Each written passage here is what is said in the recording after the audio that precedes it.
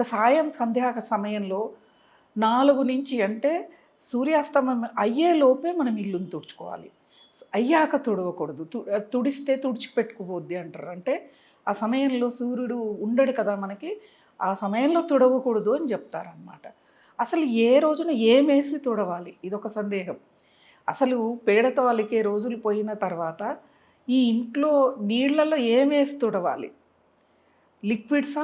మనకిప్పుడు వస్తున్నాయి కదా! ఈ లిక్విడ్స్ ఏసి తుడవాలనా? కొంతమంది ఉప్పేసి తుడుస్తామంటారు ఇల్లు.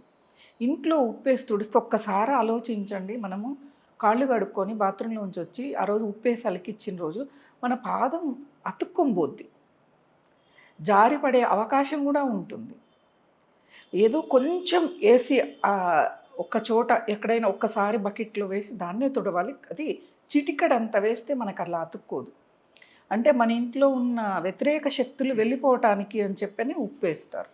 కొంతమంది పసుపుని కూడా వేసి అలుకుతారు. పసుపుని నీళ్ళల్లో వేసి ఇల్లు తుడవకూడదు.